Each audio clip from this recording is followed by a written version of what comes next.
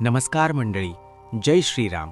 उद्या चैत्र पौर्णिमा म्हणजेच आपल्या सर्वांच्या लाडक्या संकटमोचन मारुतीरायाचा बजरंग बलीचा जन्मोत्सव.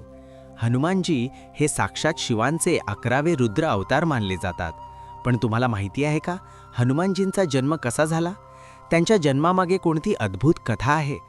आजच्या या विशेष व्हिडिओमध्ये आपण पाहणार आहोत हनुमानजींची संपूर्ण जन्मकथा आणि या दिवसाचे विशेष महत्त्व. व्हिडिओ शेवटपर्यंत नक्की पहा. खूप वर्षापूर्वीची गोष्ट आहे. वानरराज केसरी आणि त्यांची पत्नी माता अंजना हे खूप मोठे शिवभक्त होते. त्यांना संतती नव्हती, त्यामुळे त्यांनी भगवान शिवांची कठोर तपश्चर्या सुरू केली.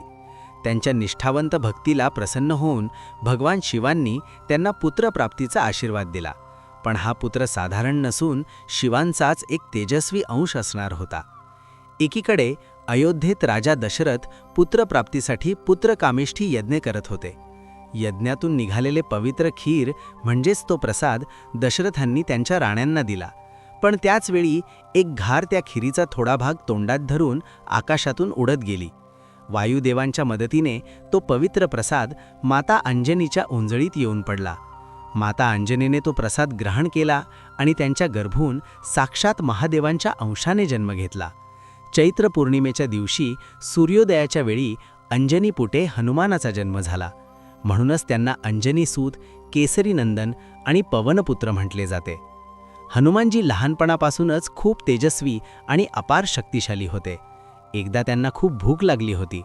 आकाशातल्या लाल शुभ्र सूर्याला पाहून त्यांना वाटले की ते एक मोठे लाल फळ आहे.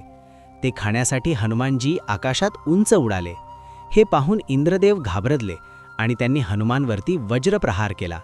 त्यामुळे हनुमानजींची हनू म्हणजेच डवणजावा थोडी वाकडी झाली, म्हणून त्यांचे नाव हनुमान पडले.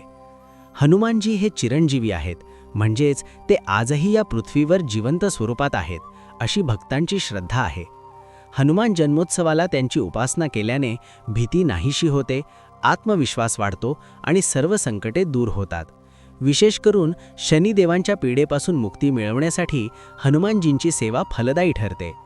तर मंडळी, अशी होती आपल्या बजरंग बलीची पावन जन्मकथा. उद्या तुम्ही सर्वांनी सकाळी हनुमान चालीसाचा पाठ नक्की करा. तुम्हाला हा व्हिडिओ कसा वाटला हे कमेंटमध्ये जय बजरंग बली लिहून नक्की सांगा. व्हिडिओ आवडला असेल तर लाईक करा आणि आपल्या चॅनलला सबस्क्राईब करायला विसरू नका.